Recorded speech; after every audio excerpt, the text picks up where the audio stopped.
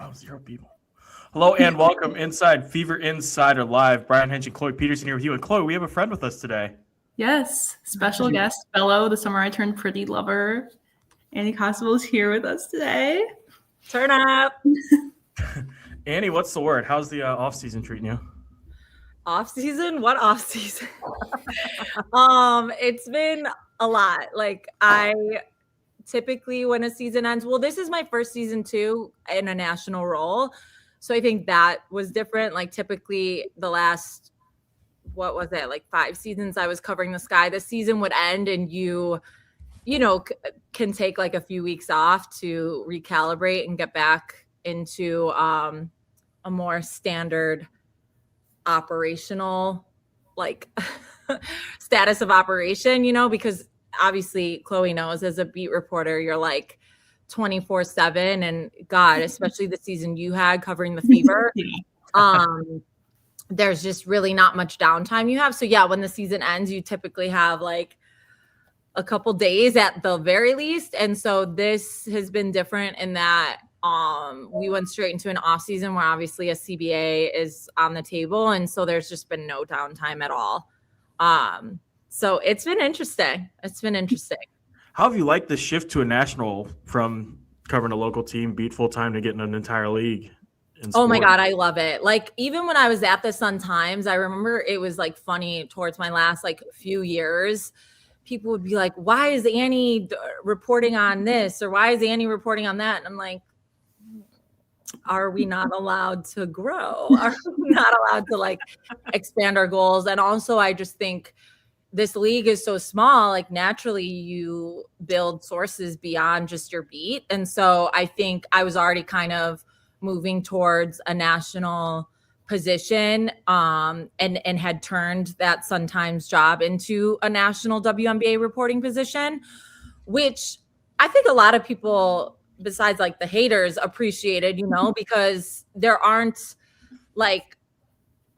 not enough people covering women's sports. So anytime any of us bring, I think, viewers, listeners, whoever, more content, that's always a good thing. So and Chicago's not a small market, so there definitely was a desire to read about the WNBA as a whole versus just the Chicago Sky. So it's been different, but not super different, because in the last few years I had started to cover the W in from a more national lens.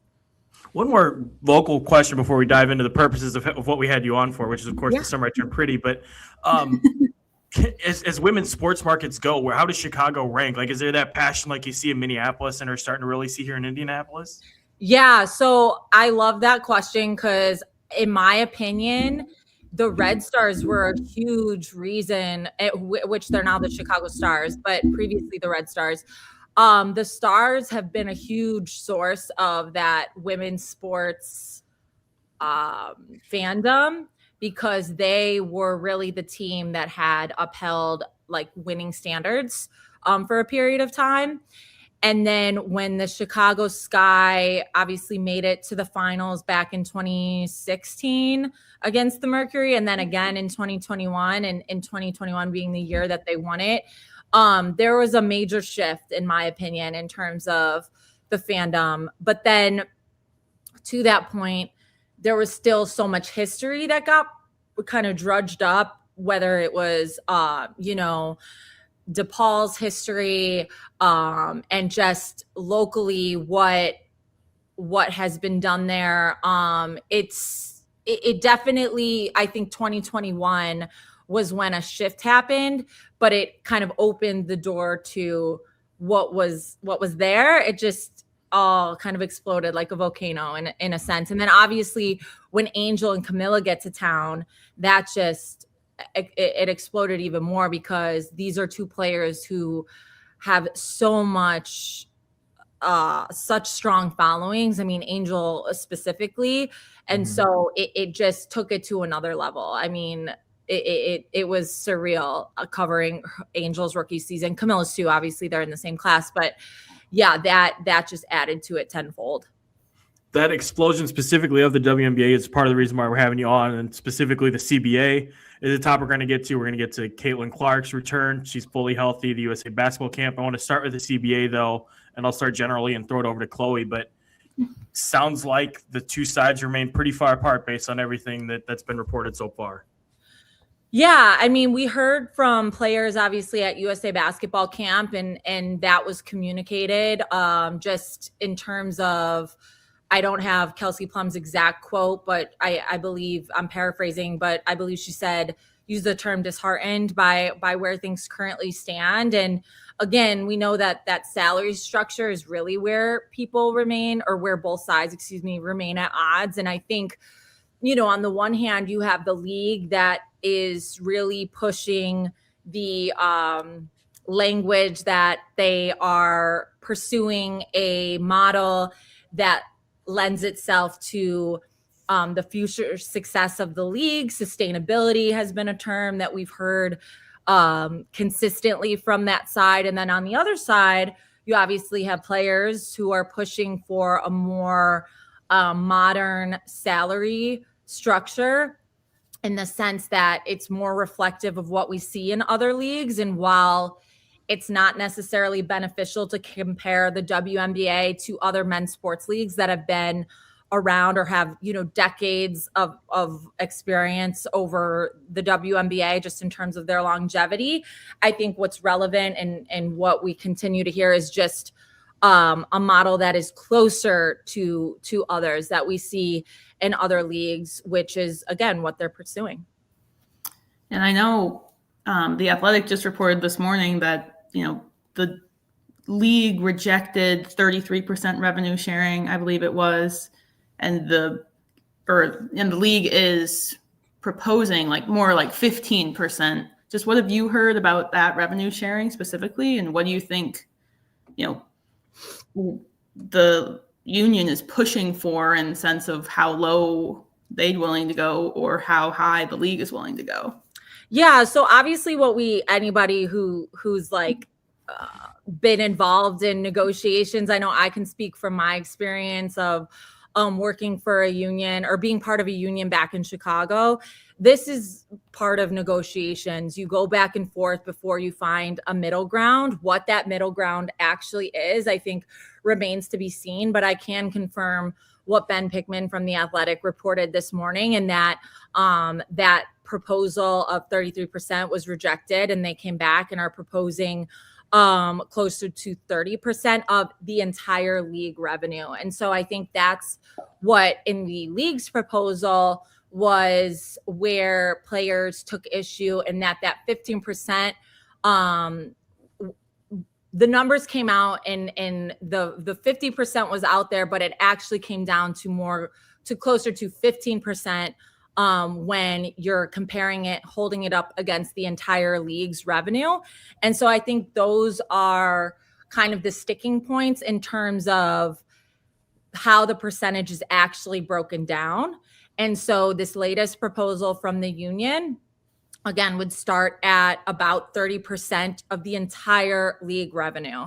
And so I think that remains a big sticking point, is what the exact pot is that you're referring to, and making sure that that's closer to a number that the players feel actually pays them what they deserve. So that pot being the entire league revenue is I know, an important sticking point.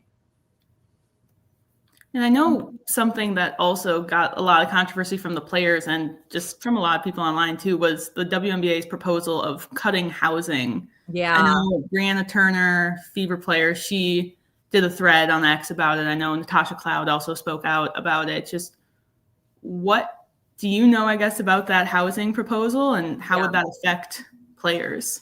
Yeah, so part of the league's proposal was to take away team housing. And as we know, the league has historically paid for team housing, or teams have. And so that's a huge deduction in terms of ways players are taken care of.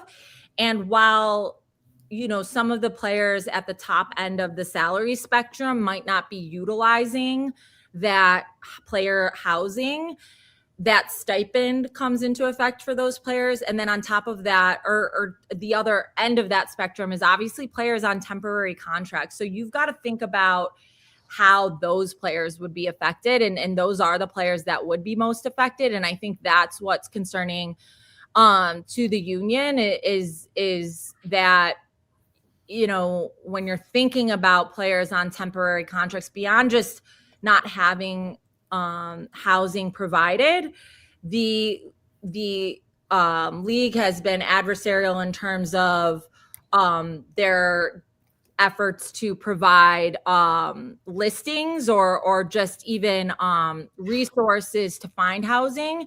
And so I think, again, the WNBA is a very unique league and its window that it operates in, and also its rules specifically, again, for these players on temporary contracts. So when you consider that, it's that concern expressed by the union is makes sense, because they're just up against different hurdles, these players. So housing is a big thing for them, even though, again, it's you look to other leagues that maybe, again, aren't doing the same thing, but their operational standards are just different. So I think league provided housing has been, a big point of contention since this latest exchange of proposals. Yeah, I think it's interesting too. Like, obviously the temporary players, they would have a lot of trouble, but even players who make a good amount of money, like the first one that comes to mind for me was like Haenchen. Haenchen. She made $200,000, but also she got traded in the middle of the season from Dallas to Minneapolis.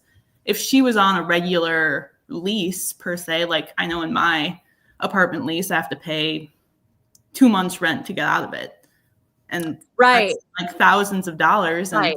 If you don't have team provided housing and you're just going, you have to leave, you have to break your lease and things like that as well. I think to that point, and I'm glad you brought that up, because again, it's going to vary market by market too. Like, I'm in New York, and even I can speak to when I was moving here, the rentals that were available for, short-term leases, they're very limited and they're more expensive. Like, it's not easy to move to New York, period.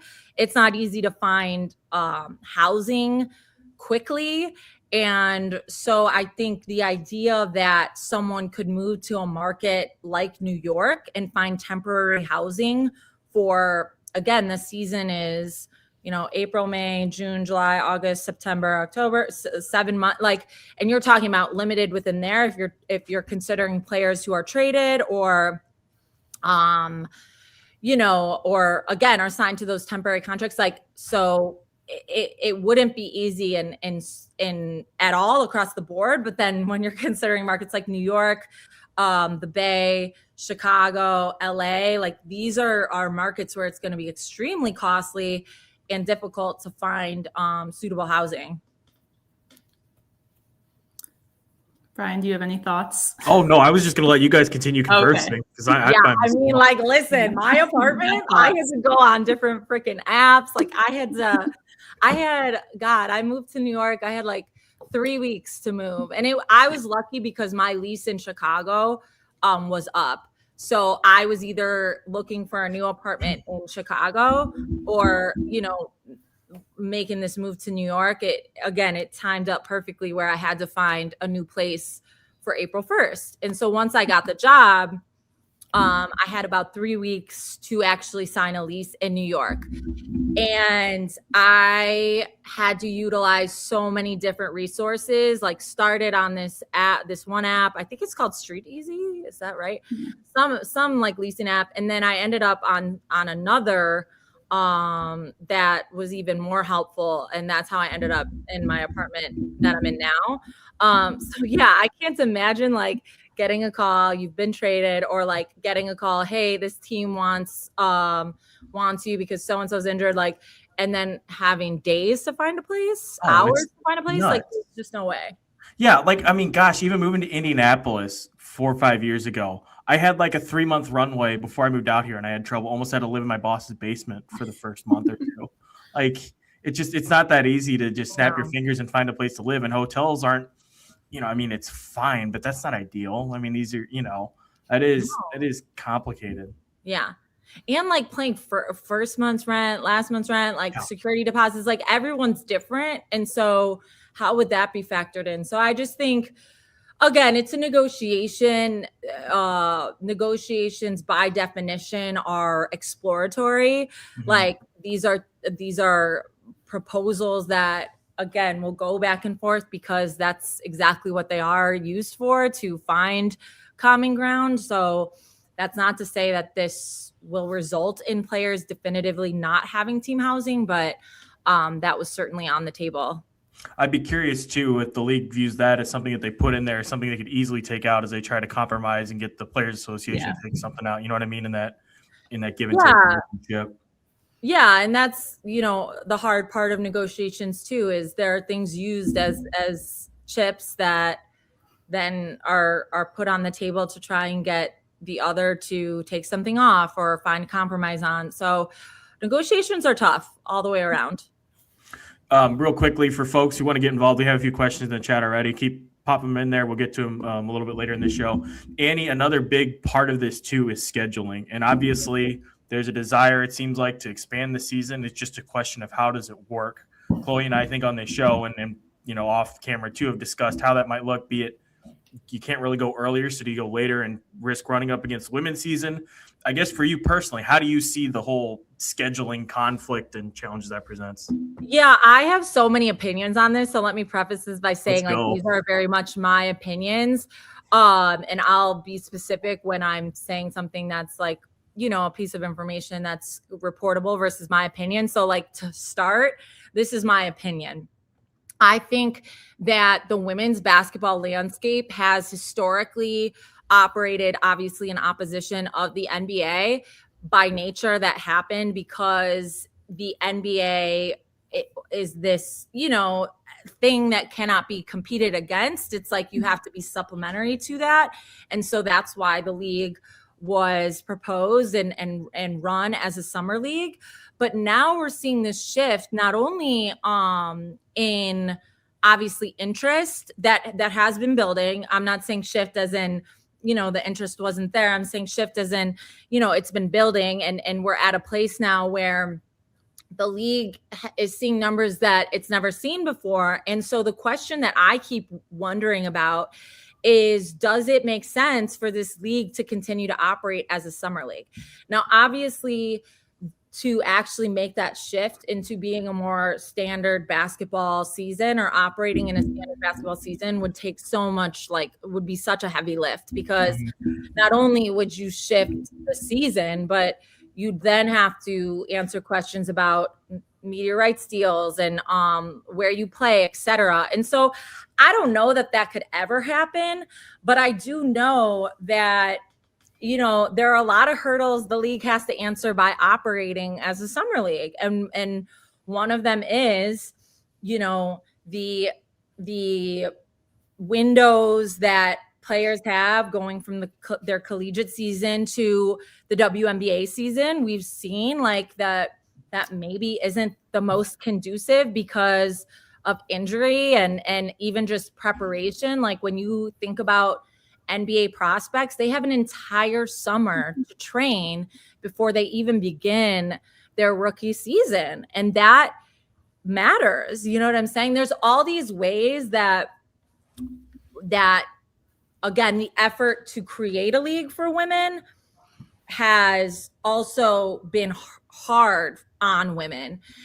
And so I think when you consider the proposal, which now this is some of my reporting, I can say one of the things that has been proposed is an earlier start date as early as mid-March, which again, for clarification, what's currently in the CBA, the league could start as soon as April 1st. Has it? No, but it's in there. So this proposal would be similar in that it's a date that it could start as early as. What I've been told from multiple sources is that this could impact like veteran players in terms of vets would be expected to arrive for training camp early. And then the college players would arrive once their collegiate season was over. And so I think there's still obviously fine details that need to be ironed out. Again, this is exploratory, and both sides need to go back and forth on these things. But I think an early start date comes with so many hurdles from other opportunities that players are already signed up for, whether it's EuroLeague and Project B, because technically Unrivaled and Athletes Unlimited would be over by then. But we know that Project B is a league that's been proposed to start, or not proposed, that has said it will start November and go through April. And then you think about EuroLeague, like these are players who are playing again through April. So Project B and EuroLeague stand to, as it's currently constructed, be impacted the most, but we don't know what kind of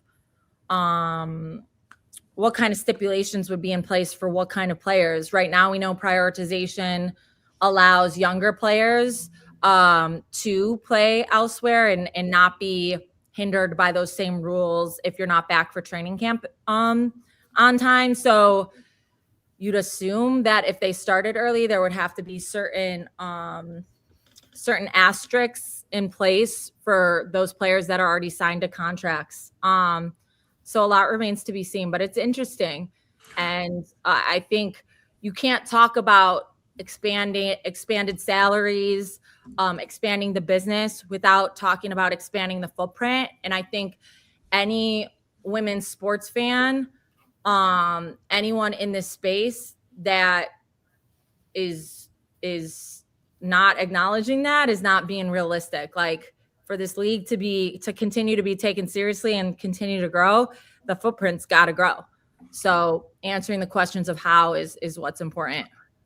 Asking you for your own personal opinion, not necessarily what you've been reporting, but is an option maybe that you push the start date of the season back into May a little bit further, like training camp and all that. You push it farther to give a bigger buffer from the college season, and then run into maybe October even for your playoff system. And then part two to that would be, is there a beer in the league? Is there concern? Is it legitimate of competing with the NFL, with college football, with Major League Baseball playoffs? And how does that fit in and configure with the puzzle as you're competing for TV dollars and viewers?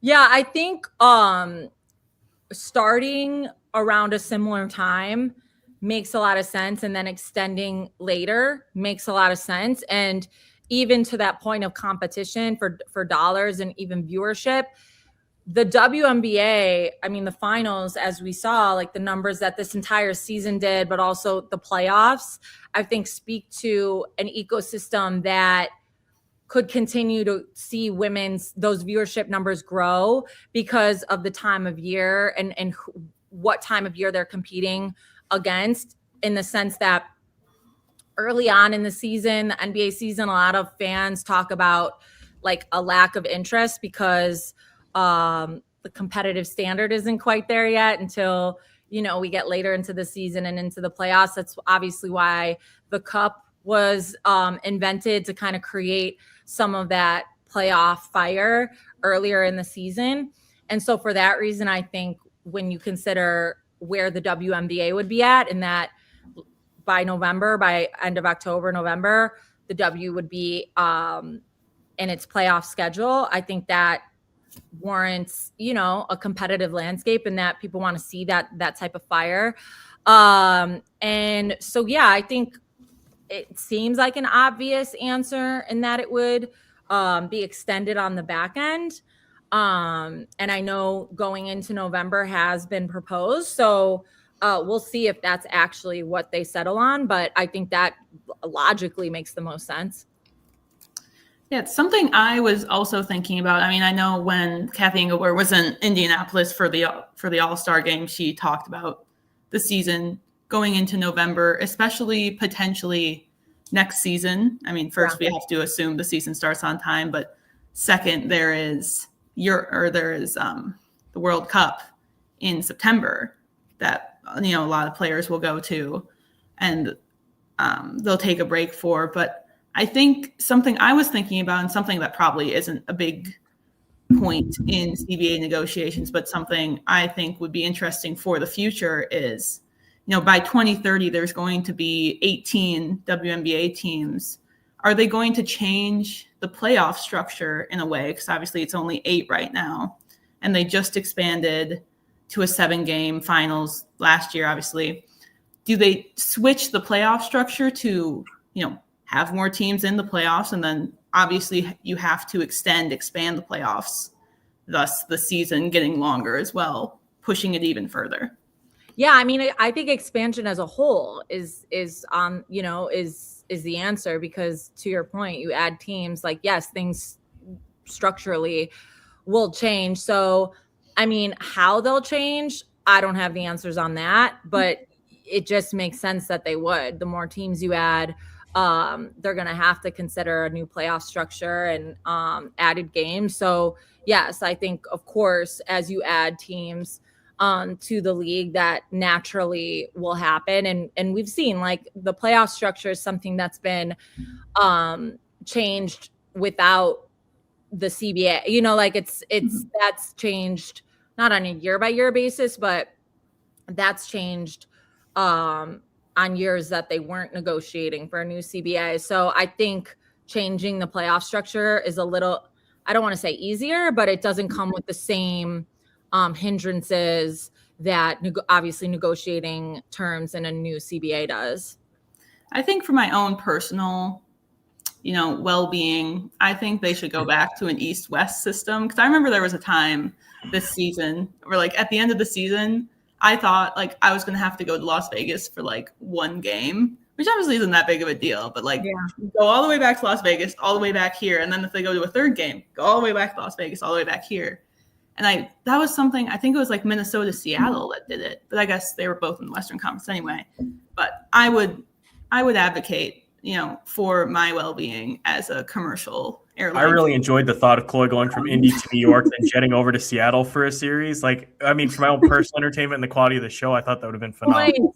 Travel points. Are you Marriott or are you Hilton? I do Hilton. Oh my God. I always am, like, fascinated when people do Hilton, because, like, everyone I know is Marriott. That's what I was thinking too. I always liked Hiltons, and I never really considered Marriott's until, like, I talked to more people, like, who travel a lot for games and everything, and they're all Marriott people. And I'm like, yeah, shout out to Marriott. Marriott, if you're listening, I don't have a travel partner.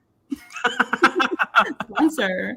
I was talking to a friend of mine, and I was like, in 2026, I'm trying to be branded up. I'm trying to get these brand partnerships. I'm trying to be out here like a proper influencer, like all these players we cover. Like, bring it on. So this is the first time I'm speaking it out loud. So we'll see if it happens. Marriott, if you're listening, Marriott, call me.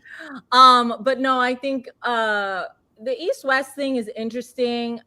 I want to see, like, the best teams in the playoffs. And I think when you have a smaller league, sometimes that doesn't happen when you're doing East-West. So I think everything's on the table as the league expands. So I wouldn't be surprised if it shifted back to that model, but I do think the top 8 teams has worked well in recent years. It might not work well for us, but, like, it works well in terms of the playoffs being entertaining. Because even if you think back to the 2021 championship, like, the Sky were, I think, a 6 seed. Like, they were 500 going into the playoffs, and then won the first 2 single elimination games, which was so interesting that even was the model in the first 2 rounds for a while. So, I want a good playoff basketball. So however they accomplish that, let's do it. Yeah, I did convince myself that, like, when I went back to Las Vegas for Game 5, I was like, so mad. I am going to Phoenix. So I packed my entire suitcase as if I was going to be I was going to go straight from Las Vegas to Phoenix, because I was like, with how this season's going, they're going to win and go to the finals. I mean, they were so close. They were disturbingly close. Yeah. It stopped being fun after a minute. Remarkable what they did, and I think speaks to how amazing it was for that franchise to get Steph White there. because to do that, and they weren't even just without Caitlin. Like, of course, everyone's going to talk about Caitlin being absent, but the injuries they continued to sustain throughout the year is like, and then they just kept rolling. It's like, all right. I honestly think, if Kelsey Mitchell didn't go down with rhabdomyolysis or Aliyah Boston didn't foul out that game 5, they probably would have won that. Yes. Yeah. I mean, the rhabdo situation is a little alarming considering this is professional sports. And, I love the way we talk. So, I love the way women's sports, the ecosystem of women's sports in a lot of ways. But one of the things I don't always love is like the effort to be overly positive. And one of the things about like Kelsey's injury is like that could have been so much worse. Like that could have been a really dark situation. And it's there's a lot. It's a little concerning that happened. So I'm glad to see that, she's okay and obviously was okay after. But that's a big story right there. Yeah. It feels like years ago, but it was like a couple months. Like, holy smokes. Expansion. This is Chloe and I didn't have this in our pre-show rundown, but what do you think of expansion, the way that it's being handled? I think expansion's good.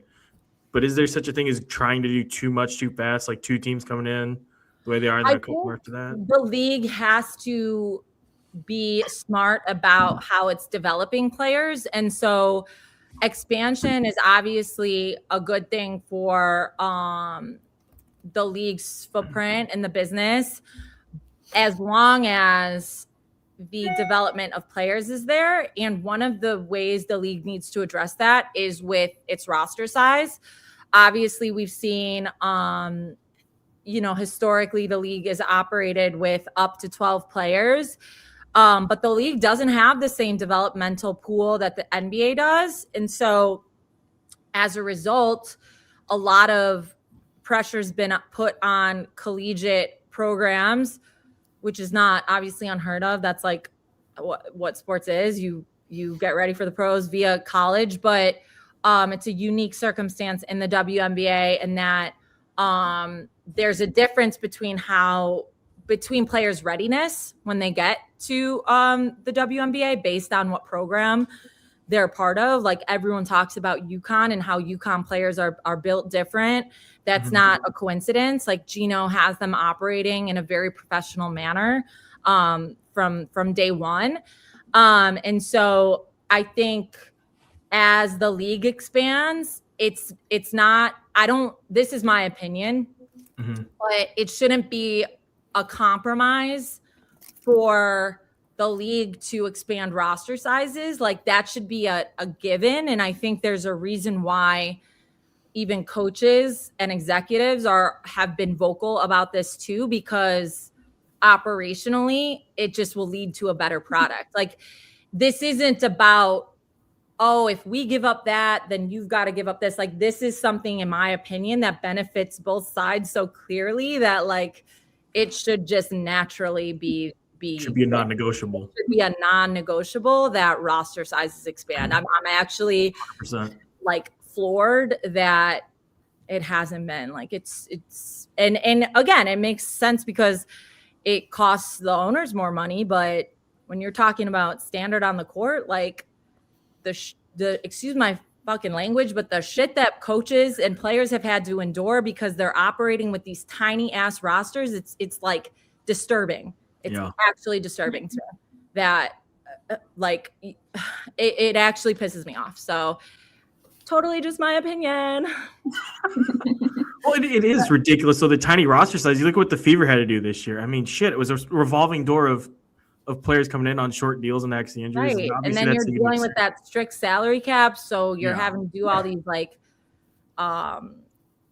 jump through all these hoops to sign players. And then in the end, you're going above the salary cap anyway. It's like, change the salary cap, change the limitations on roster sizes to allow for, or change the salary cap to allow for expanded roster sizes so that, again, as expansion continues to happen, you have players who can fill out expansion team rosters. Because that's the thing that I've heard a lot of vets over the years talk about is like, it's not a matter of is expansion a good thing. It's a matter of do we have enough players to fill out these rosters. And filling out one in Golden State is one thing, but now you've got two. And then, you're going to have more by 2030. It's like we're talking about, a lot of rosters now, not just one. Yeah, I think the expansion of rosters thing is something Steph White talked about very often. Yeah. It was whenever someone would ask her about, the CBA and what they want or what like she would want to see, she always talked about expanding rosters. And I think obviously to your point, Annie, like you need more developed players. Like I wonder what would have happened with the Fever if they had, maybe Ari McDonald on a contract from the beginning, or if they didn't have, I think it was like 4 players on hardship contracts, or maybe if they had, more developed players kind of near the end of the season when they were going through all the injuries, like would Kelsey Mitchell have not had as much pressure on her to play very heavy minutes and then kind of get that rhabdomyolysis? And could that have changed, how that worked too with having more developed players on the bench? Then she wouldn't have had to, bear all of that burden on the court for, 40 minutes a game. So I think there's a lot of pluses to expanding rosters, and obviously the cons are money in the owner's eyes. But yeah, other than just it costing money, I don't know that there's a single con. And again, if you want to be treated like big business, you got to operate like it. Like you can't. I'm so sick of people saying they want one thing for women's sports, but operating in a way that's in complete like opposition of what you say you want for this league. Like it doesn't make it make sense. So if you want this to be a professional league, treat it like it. And that's, I think, too, so much about the history of this league and why when we talk about where it's at now, like there were decades of time, there was decades worth of time where a lot of franchises had executives in place that were using this as a stepping ground, a learning tool, and then leaving. They weren't treating it the way it's being treated now. And I think that, has led to a lot of stalling in terms of the progression of the league. Yeah. Chloe, anything else you wanted to ask about CBA wise? I don't think so. Got a lot of questions from the people. I'm going to throw up some viewer questions and we'll get to USA basketball. Annie, are you okay on time? Yeah. I'm actually just going to plug my charger in. So I'm going to switch locations in my apartment if that's okay. That's perfect. Because my computer is going to die. That's on brand for this show is random. Shoot with other questions. Yeah, let's see. From this one right here, from what you're hearing from both sides right now, do you think there will be a season next year? What are the chances they cannot come to an agreement? I feel like that's the $1 million question. Annie, what's your read on that side of things? I'll continue trying to stall so you can plug in. Thank you. I think obviously we know that players Caitlin said it during USA camp, like we need to play a season. And I don't think she was crazy for saying that. I think that based on, where the league is at, everyone knows that a season needs to be played and in order to continue this momentum. And it wouldn't be great for either side if a season wasn't played. Now, that being said, again, reiterating what Caitlin said is like, compromise needs to be made. They're not going to play a season just to play a season. Like if they can't find, if they can't agree on major things, they're going to keep negotiating. So I think my opinion's a little skewed, like based on what I want. I think what I want is in line with what a lot of fans want, and that's a season to be played, both because I love my job, but also because I'm sick of covering the CBA. And so I'd love to see this get hammered out, but I don't think it is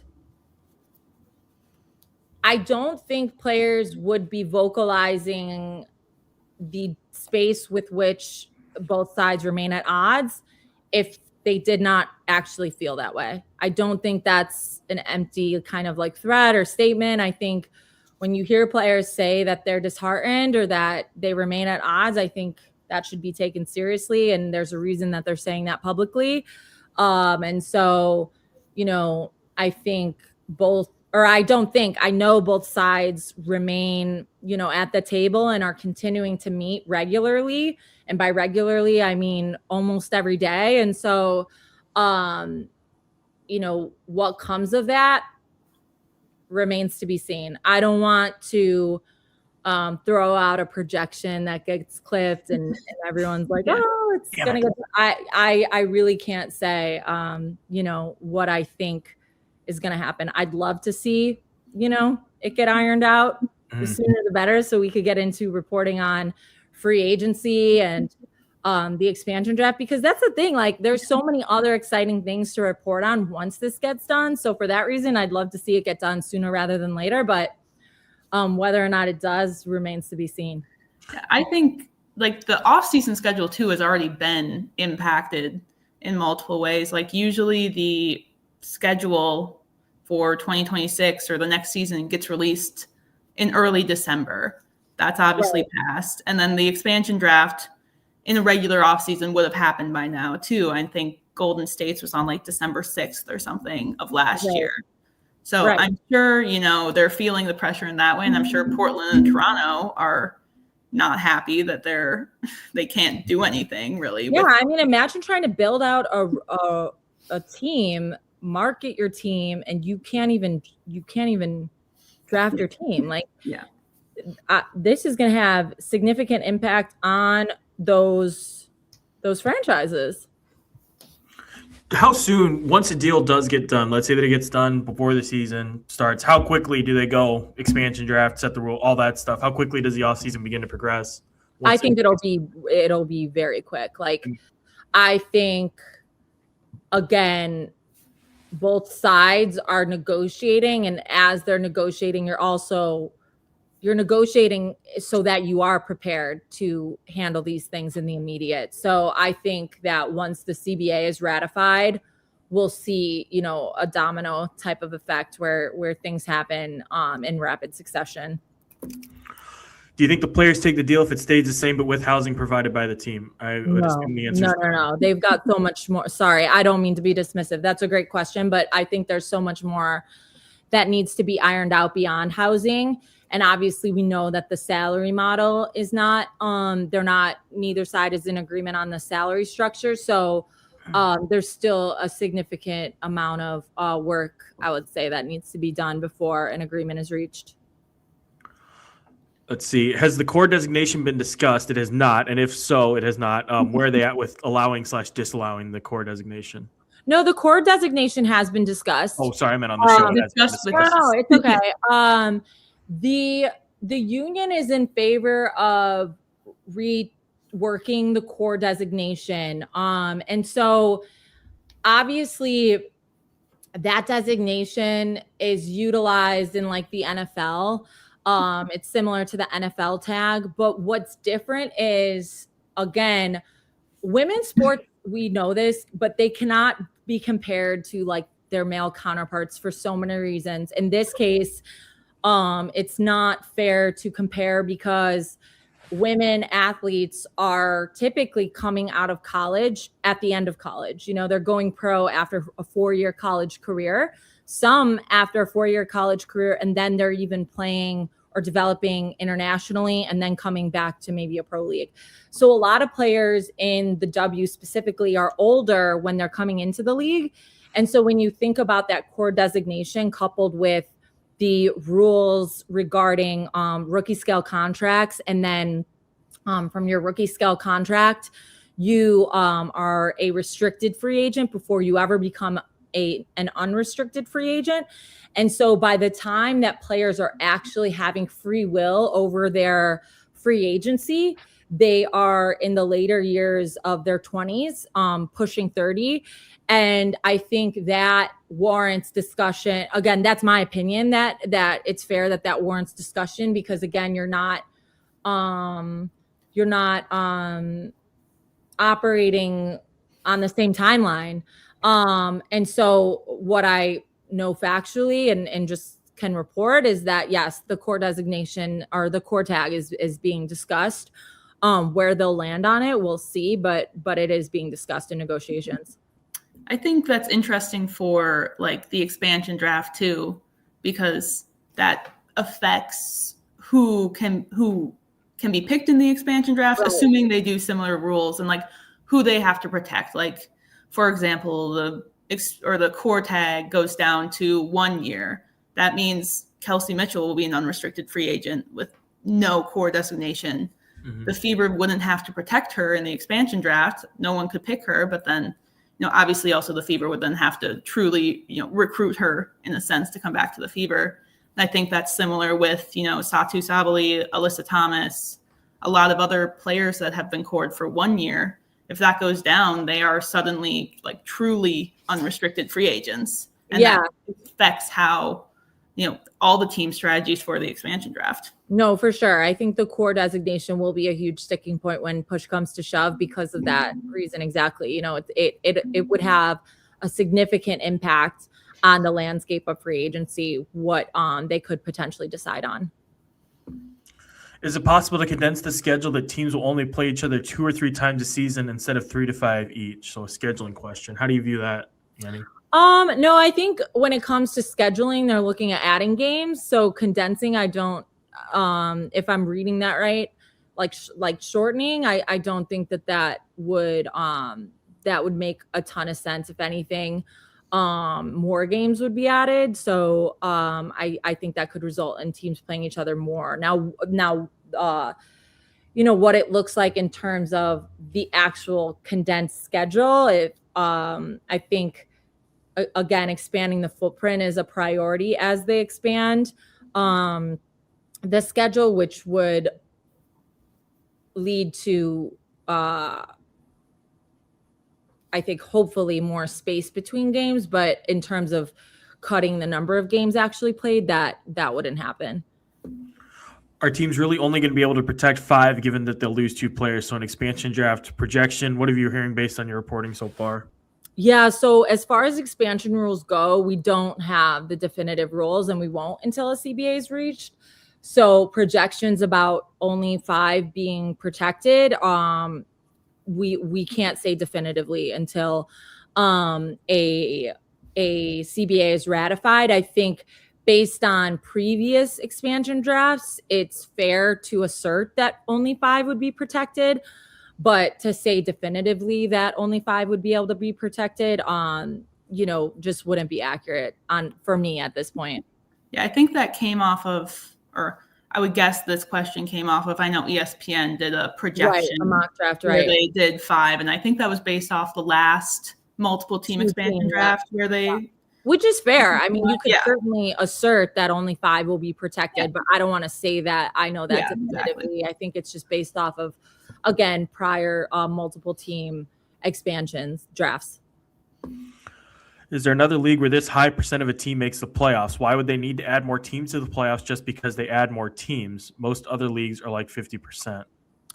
I don't think that adding the league expanding means the playoff pool will expand. I think we could just see a shift in going back to Chloe's point of like East-West. I just think the structure could shift. I don't think that expanding the pool or expanding teams necessarily means that the playoff would include more teams.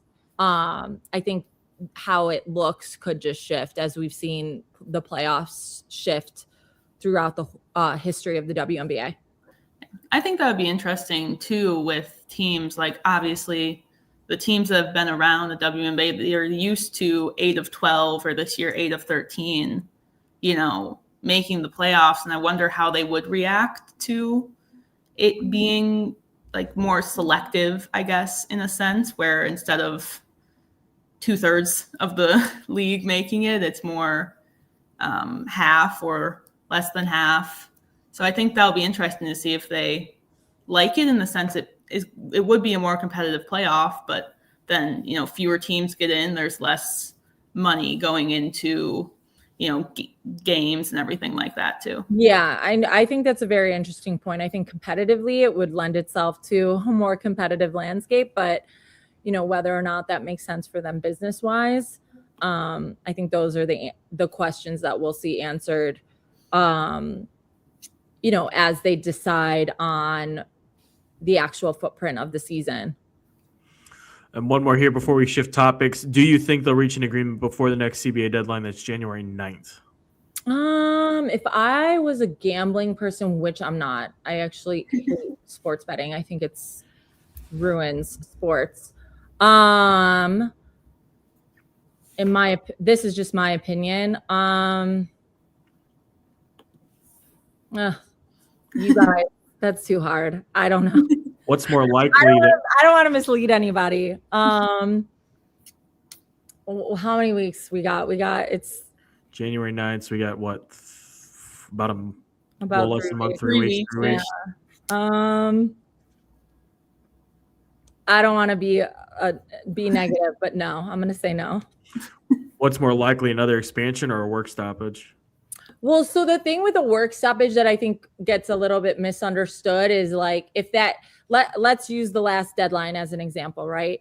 Mm-hmm. If November 30th came and went and they didn't agree to an extension as they did, it wouldn't immediately invoke a work stoppage. So if the owners wanted to invoke a lockout, that would have to be something that was decided collectively by them, which would, I don't know if it's a vote or how the procedure would occur, but it would have to be formally stated, which would, which wouldn't happen the second November 30th. It doesn't happen in the immediate. And then on the opposite end, the same could be said about a strike. So if January 9th came and went, both sides could continue negotiating without a CBA in place. But it opens the door for the possibility of a work stoppage in a way that when you're negotiating with a CBA intact, it doesn't. Like, they would have to invoke that 48-hour opt-out and then begin the discussions regarding a lockout or a strike on either side. I said that would be the last question. We got a couple questions on the lockout thing. They're actually, I think, good question. Does a lockout have to be unanimously agreed upon by the owners or just a majority? And then I suppose, too, same questions for a player-led strike. That's a good question regarding whether or not it has to be unanimously agreed on. I don't want to lie to you. I don't know if that has to be a unanimous agreement, but I do know that they have to meet and actually agree upon that. So I think that's a fantastic question. Whether or not it has to be unanimous, I don't have the answer for that. Do you know if the CBA will include player safety and injury avoidance, including referees? Sorry, let me read that. That's a little bit. Do you know if the CBA includes player safety? Player safety in like what respect? Like on the court player safety? I would assume that's what they mean. Injury avoidance, including referees. Also making. Sorry, I don't want to misunderstand the question. Player safety and injury avoidance.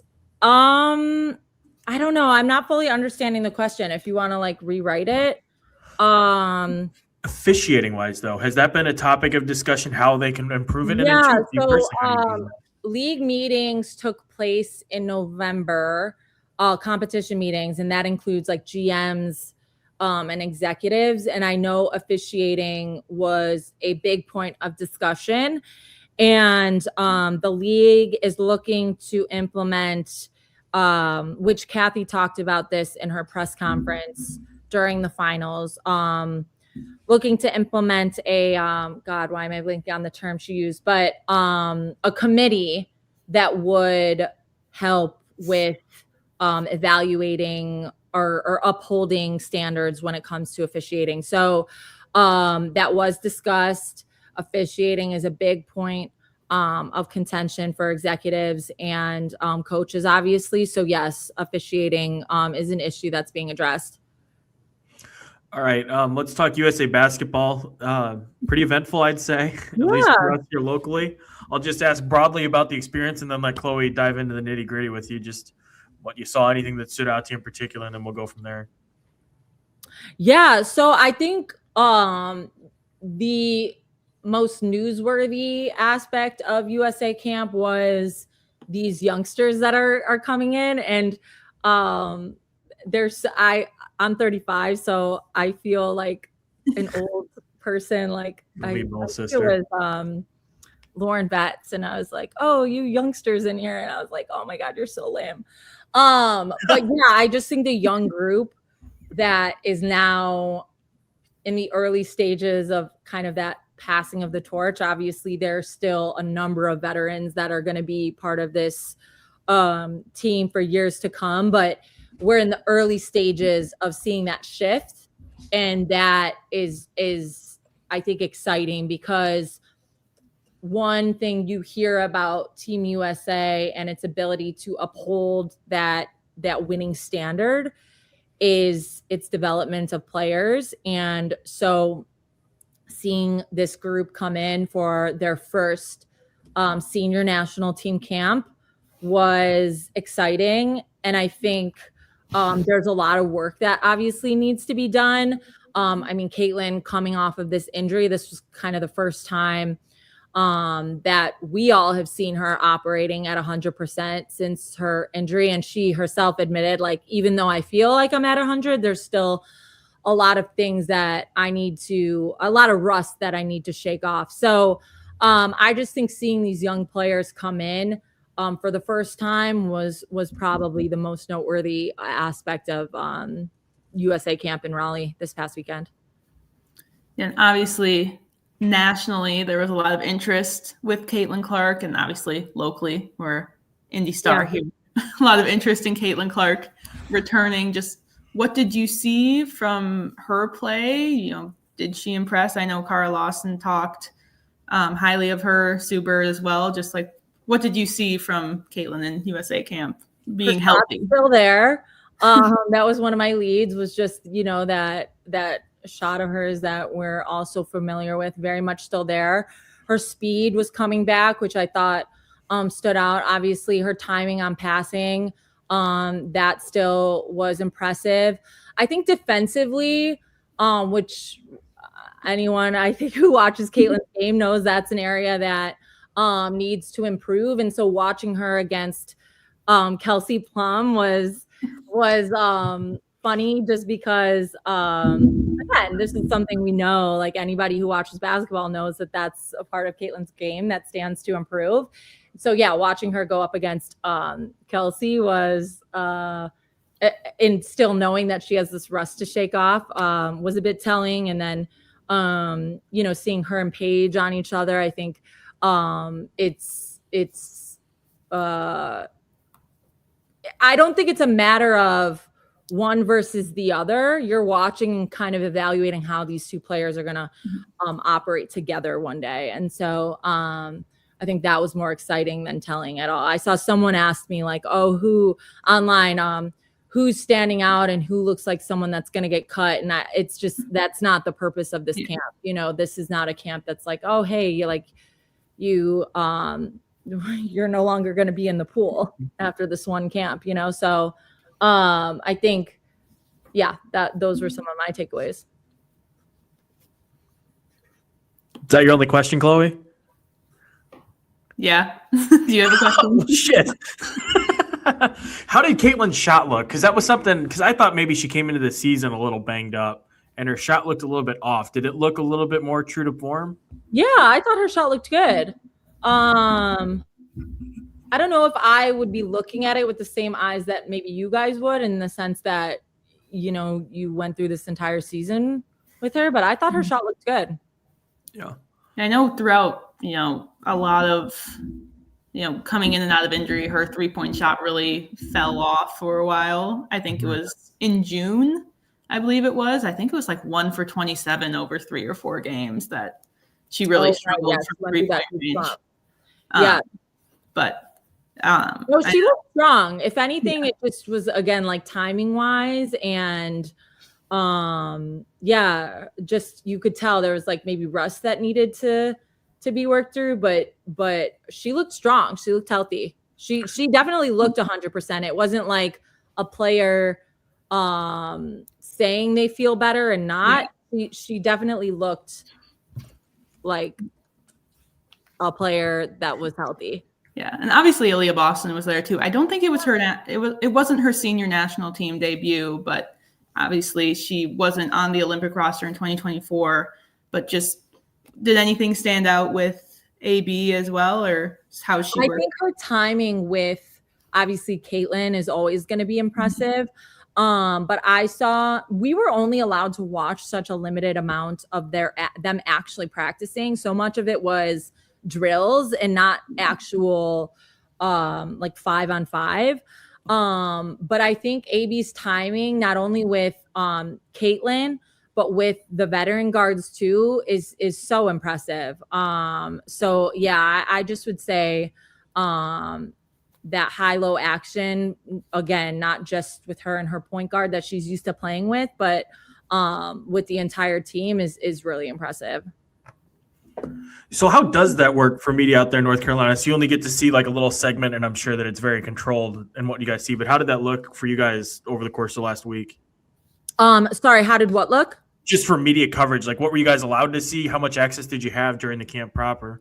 Oh yeah, so we would get let in with about 20 minutes left of practice, 30 minutes left maybe of practice. And so you're kind of coming in, and a lot of GMs and coaches are in town to watch their players and catch up with their players. And so you're watching practice. You're also, connecting with those people if you have a chance. By those people, I mean like the coaches and executives. And then afterwards, we're in a scrum setting and interviewing players as a group. So it's not unlike a standard practice in the WNBA where you're let in at the end and then interviewing players as a collective. So yeah, very similar to what a standard media availability looks like following practice. I'm going to wade into the comment section, which is always really fun when this topic. Annie, did Caitlin look thinner to you in person than during the season? I think her weight training from last offseason really affected her in a negative way and led to her injuries. What are your thoughts on that, Annie? I can't comment on if she looked thinner or not. That wasn't something I noticed in the slightest. She looked healthy. I don't know that I have a great an answer to that, just in the sense that she looked healthy. Thinner, didn't notice. We've had a couple people asking about that, so I figured I'd just throw it in there and see if that would quell the questions. Do we know why she was wearing a wrap on her leg at camp? Somebody said that she was wearing a wrap on her left leg. I would have to go back to the video because I don't even remember her wearing a wrap on her left leg. I think she was in shorts, and I don't remember her having a wrap on her left leg at all. Let me go look.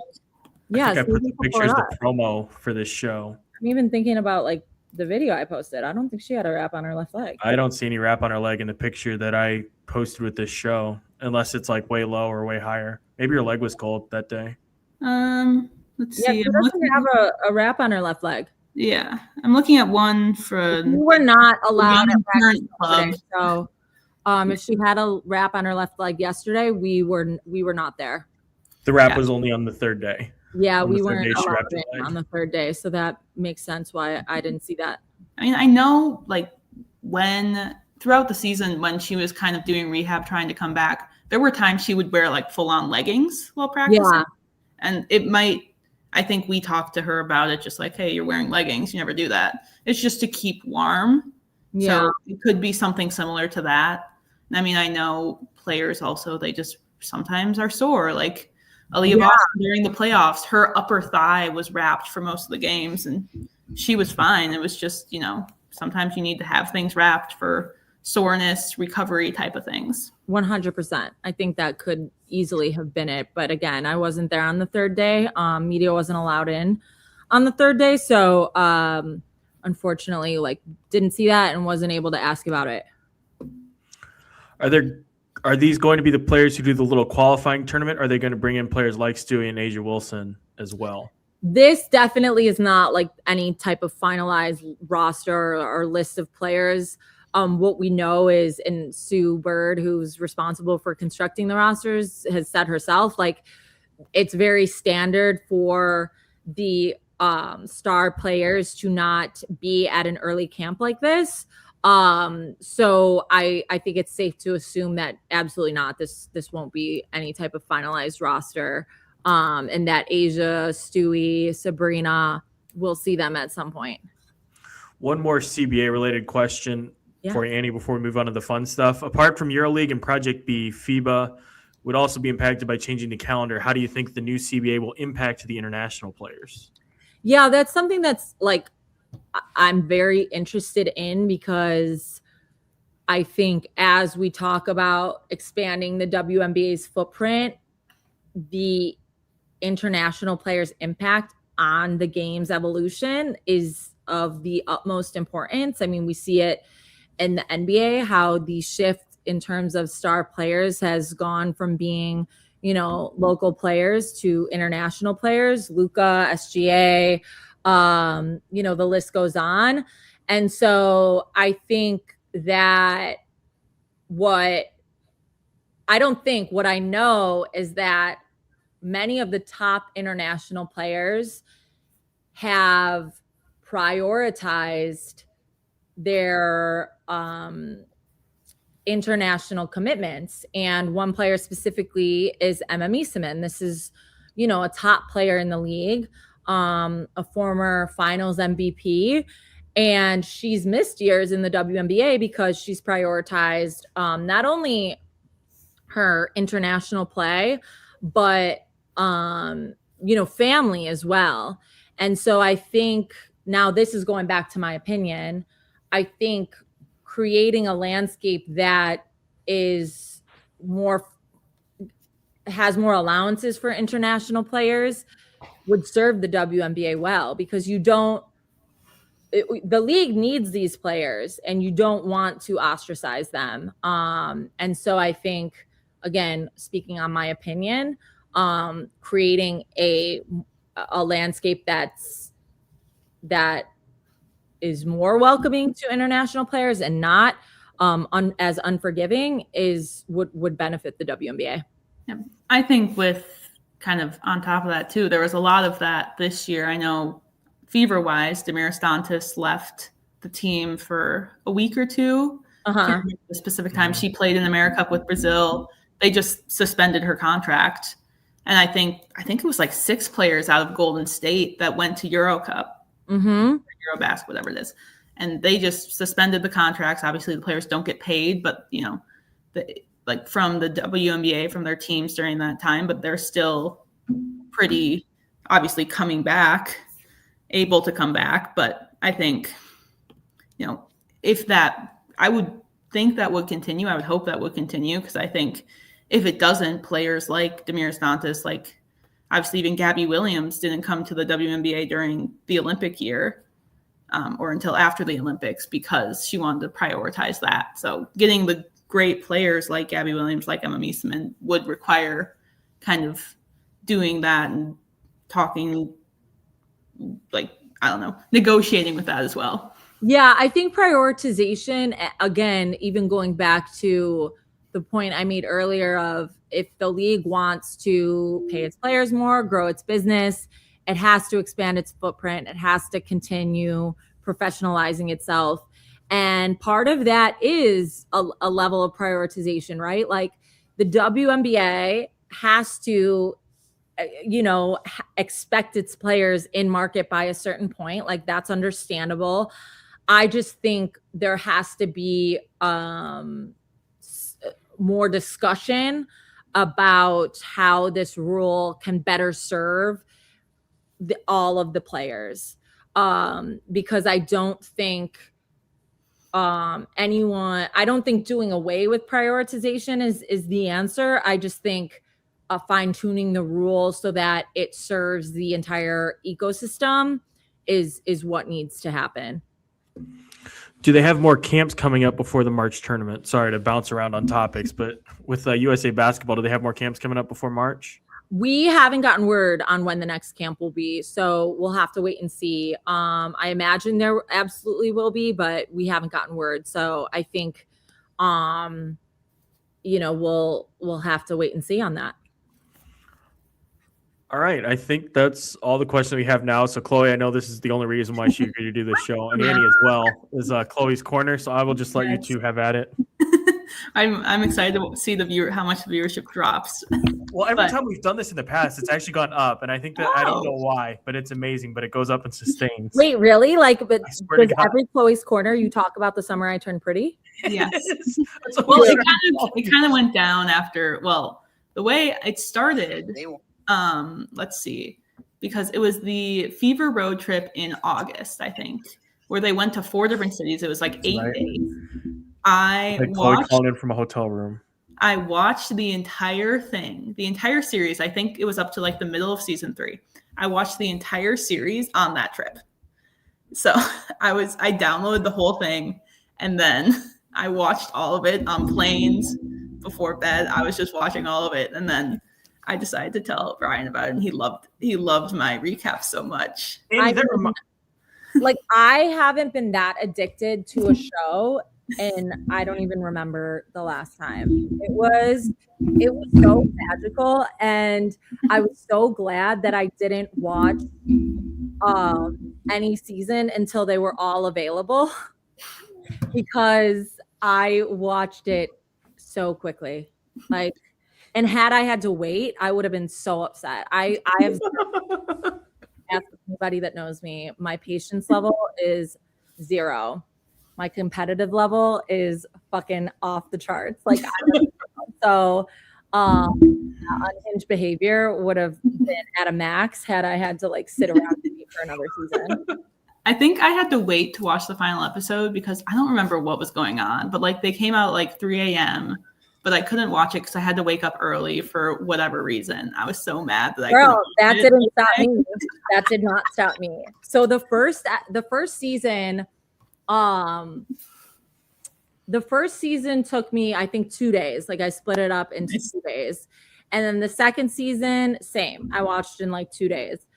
So I finished it in the span of 5 days. Not even a full week. It was 5 days. Because the third season I watched all in one day. Yes, love it.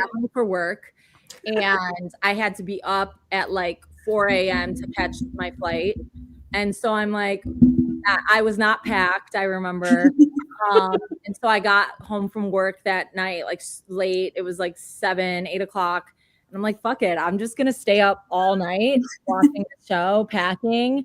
And so I binged the entire last season in one sitting. And when I tell you I was sick the next day just from exhaustion, it was such a bad idea, but I had no regrets in the moment. I assume with how much you liked it, you are Team Conrad. Oh my God, Team Conrad all the way. And he lives in Brooklyn. I believe he lives in Brooklyn. Oh, yeah. New Yorker. He's a Knicks fan, and so I just his whole vibe as a human was really legit. Again, I have no idea. We love to think the people that we watch and see are lovely, great. He could be the worst. He could be the freaking worst. I think his name is Chris in real life. Yeah, Chris Brinny. Yeah, that ready.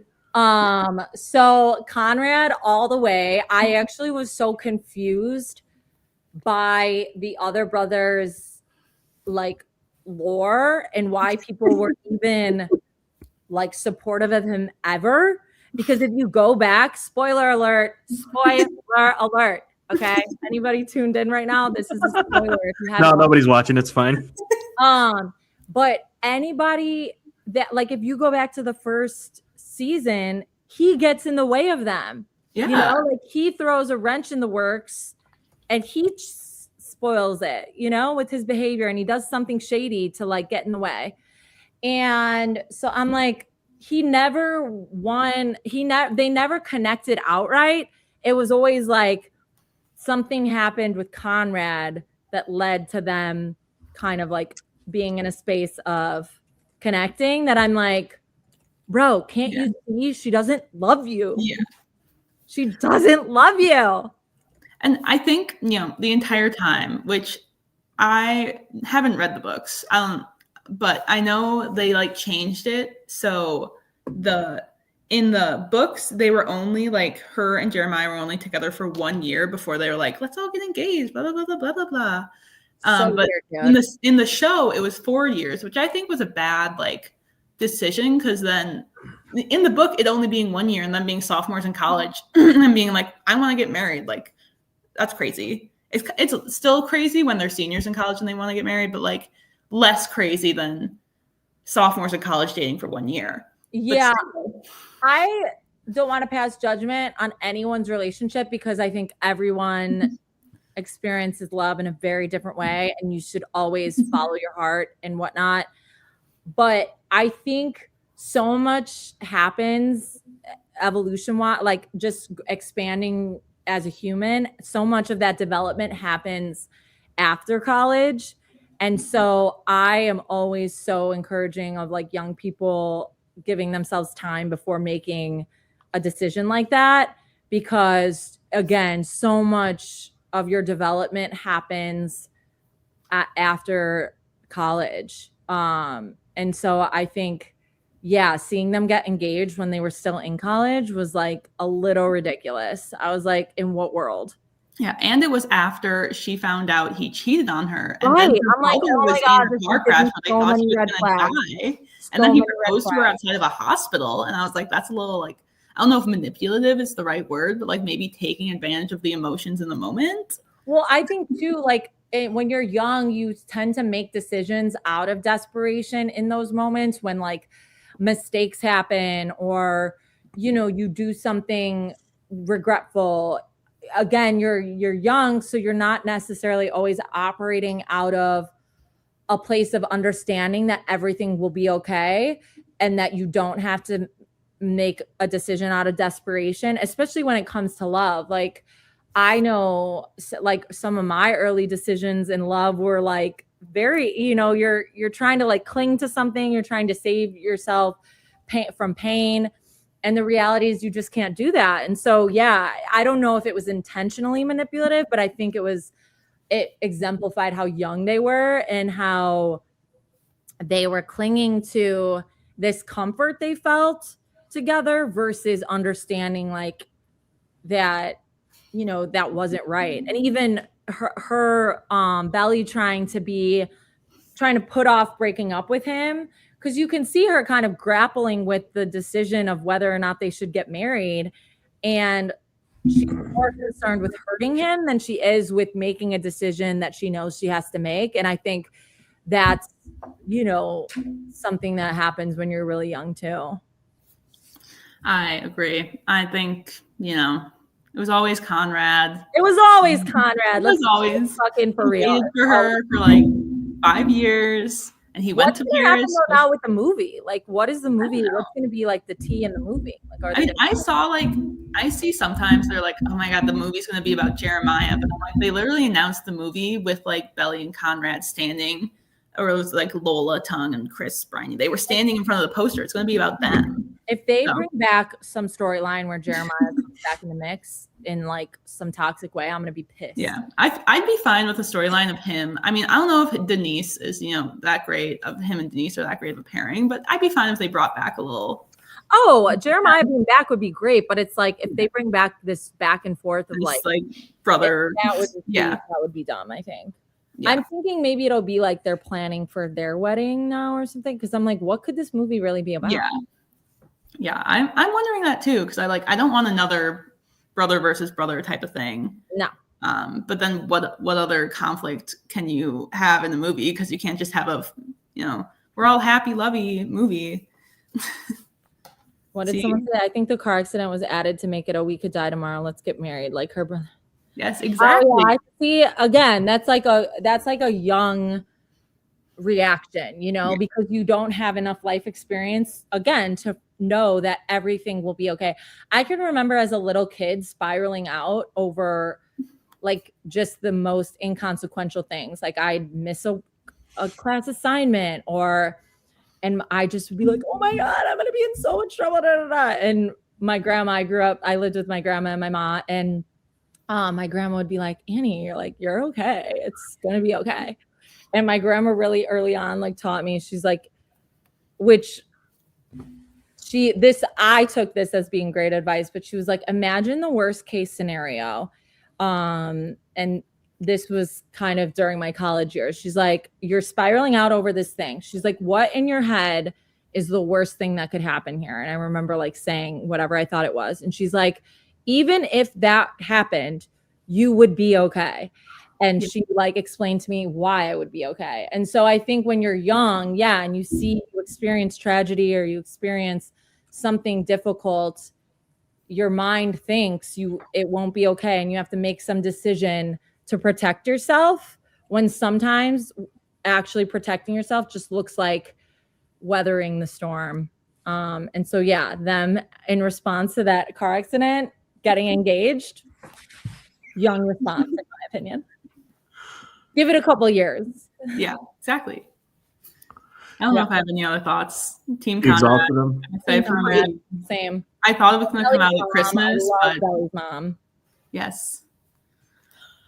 You thought you were going to get a movie at Christmas? Well, yeah, that's what I thought, because they announced the movie. I mean, it was totally unsubstantiated rumors, and what fans thought. They were like, it's going to come out on Christmas, because the last episode of the show had like Christmas photos of Belly and Conrad in Paris. So everyone was like, we're going to get a Christmas movie of them in Paris together. But obviously that was unsubstantiated rumors that I wanted to believe. I actually am happy waiting for a movie now. I'm like, okay, I made it through all the seasons. Like I can be patient now. Exactly. We're going to be watching Knicks games one of these days, and Chloe's going to be stalking that guy, by the way. She's going to be right behind him. There was a Liberty game that they were all at. And I remember them coming on the screen and people were like, oh, this is the cast from The Summer I Turned Pretty. And I was like, what the fuck is The Summer I Turned Pretty? Like, I literally was sitting there. I'm like, who are these kids? And then fast forward like a month later, I can't even remember why I watched it. Chloe's Corner. Yeah, I have no idea what I saw, or some clip I saw, and I was like, oh, let me just try this out. And it was like immediate. Is it actually good, or is it just like, the reasons that I watched The Bachelor? Like, it's just mindless fun? No, I thought it was actually good. I was like, really appreciated the nostalgia, like seeing Belly's character develop, and it brought me back to like high school. It just felt very like so much nostalgia from like what her experience, what she was feeling, to also like I had memories of like being a kid and watching like the OC with my mom and my brothers and my sister, like it was like a really sitcom type of show that you just couldn't wait to tune in for. At least that's how I felt. Annie, are you a Taylor fan? Did you like all the Taylor songs included? I am a big Taylor Swift fan. I won't lie though. Like, I'm a Taylor Swift realist too. And there's some like eras that I'm like, oh, I did not like this. I'm about the same age as Taylor too. So I think there were times when like her music was evolving, or there were chapters that that I didn't fully like buy into. But I think what's really impressive, whether you're a Taylor fan or not, is this empire she's built and her work ethic, like to accomplish the things she's accomplished. Again, whether you love her or you hate her, does not happen by accident. And there's no arguing that. You might not like it, and you might argue a million different things about how she got where she got, but it definitely is not happening by accident. So I have a lot of respect for how her music has evolved and in this like empire she's built. Because again, I can remember being in high school and listening to like a freshman in high school. I think I was like at home in my room crying to some song about, someone I thought I was in love with, and it was Taylor Swift. And now all these years later, I'm still listening to her. So big Taylor Swift fan. And my favorite era. I didn't realize you saw the comments too. Oh yeah, sorry. I don't know if you're totally fine to, yeah. My favorite era. God, that's a good question. Can I give you my top 3? Is that acceptable, or do I have to give like a concrete answer? Chloe said that we make the rules on this show, so I say go for it. Okay, let me pull up my Taylor Swift archives. Okay, my most listened to is definitely the Tortured Poets Department. So I think that would have to be number 1. But Midnights is another really important album to me. And then, God, now I'm just gonna list them off. Oh my God, this is so hard. Oh my God, we're going up in viewers, so this is actually working. Well. Yeah. Okay. So Tortured Poets Department is number 1. And then I think maybe Red. Like that was like when I was younger and in college. I think Red is underrated, but that's so underrated. And I think it's like, again, being the same age as her, I think I'm only a year younger than her. Red was, I remember listening to that album and feeling really like it just made sense for that time in my life. Like 22, I remember when it came out, I was like, yeah, I don't know about you, but I'm 22. So yeah, Red. And then I think Midnights is, I really appreciate Midnights. There's a couple songs on there that are like really significant in my life. And then I don't know. Life of a Showgirl is cute. I don't know how much I love it. I didn't really like it on first listen, but it grew on me after a while. I love Canceled. It's relatable. Whenever I'm getting torched, I always listen to that. And Isn't It Romantic? Like Canceled and Isn't It Romantic are 2 of my songs that I'm like, aw, you're so cute. So we're the same age. Were you Backstreet Boys or NSYNC growing up? NSYNC for sure. Oh, really? I went to an NSYNC concert and like chased after the tour bus after. Like my mom, when she finally caught me, was like, what the f- is wrong with you? I remember going to a Backstreet Boys concert in St. Louis, and I was a dipshit little kid. And like they come swinging out on the whatever it is, the harnesses, and I thought they were looking at me and pointing at me, and I was just locked in forever. Yeah, I mean, I like Backstreet Boys for sure, and I also really like how they're kind of both having this resurgence. Like even like Joey and like Lance, I see all their TikToks together now, and I'm like, oh, this is really, it's just really cool how much they resonate with like the youth now. Mm-hmm. And I think that is really cool to see, is that like, oh my God, now even the youngsters like on TikTok are vibing with Lance and vibing with Joey. I don't love like Justin. I think I don't know. I don't totally love him, but the others I'm fans of. It's nice that they have the staying power, so children like Chloe, you know, the younger people can enjoy it too. I mean, that was like the best era of the 90s. I was a big 5 Seconds to Summer person. Oh my God, totally. Love. They also they went on a hiatus, but they also actually came back, unlike One Direction. They're going on tour next year, and they're coming to Indianapolis, but it's the same day as the All-Star game. So I'm looking at different places. They're also going to Cincinnati and to Nashville and to Detroit, and I will go. Drives. Did you go to Taylor Swift's concert? I did not. I tried. I didn't either. I had me, my sister, my friend, and my parents all sign up for her pre-sale, and none of us got it. Yeah, that's what's hard for me. I'm like, damn, it's really hard to get it. I don't know if it's our industry or what that's made me jaded in this respect, but I'm just not I'm not going to hustle after tickets. Like if it's that hard to get tickets, like it's not that serious for me.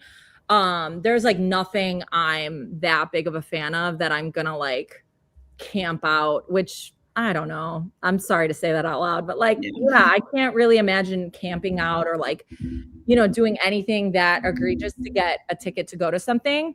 I do really want to go see No Doubt at the Sphere in Las Vegas with my ma this spring. So, but even that, it's like the tickets are very easy to get.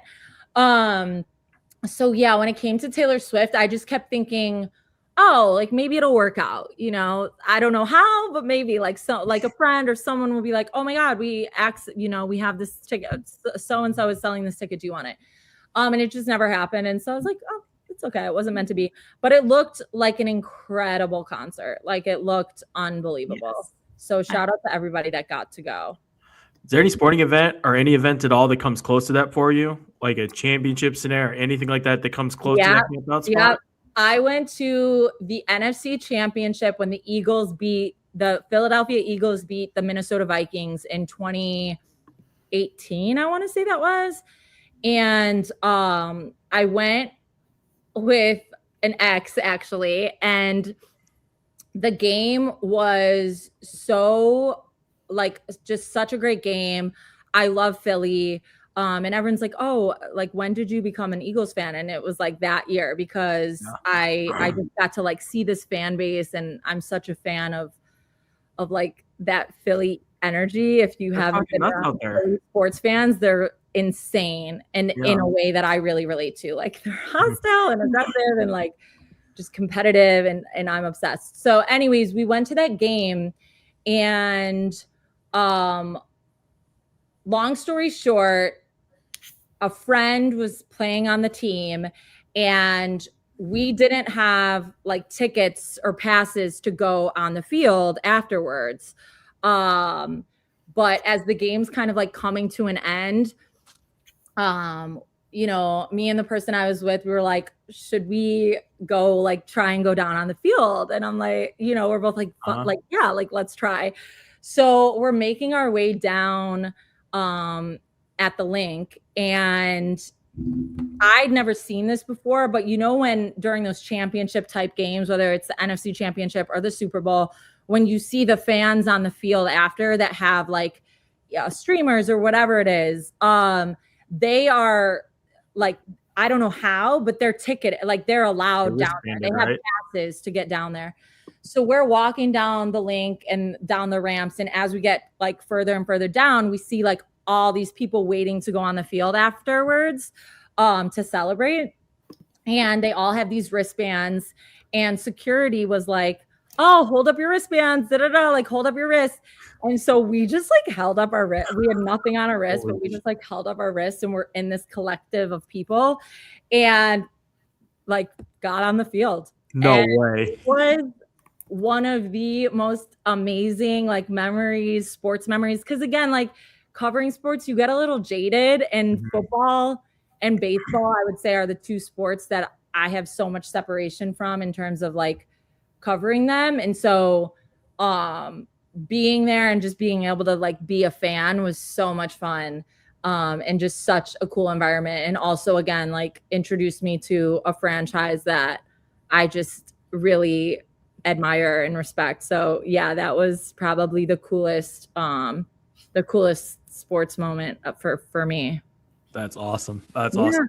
Well, Annie, thanks so much for hanging out with us. This was 90 minutes of fun. Thanks for having me, guys. I have a lot of respect for what you guys do. Chloe, you've done such a phenomenal job. Thank you. Covering like a very intense phenomenal job. Beat. And I know it's not easy. I've been in your shoes. So truly, you do a great job, and you should always know that. Yes, thank you. And you have always done a great job. I always look to you for, the insider scoop. Well, thanks. I have a few years on you. So if I wasn't, breaking this much news, there'd be a problem. But I appreciate you saying that. That's awesome. Well, Annie, we'll have to have you on again soon. Hopefully the next time we talk will be over agreed to CBA, and you get to get on with your life in the off season. There we go. Awesome. Well, I appreciate it, guys. Thank you. Thank you, Annie. Okay, that's Annie Costabile for Chloe Peterson. I'm Brian Haenchen, and we will talk to you later.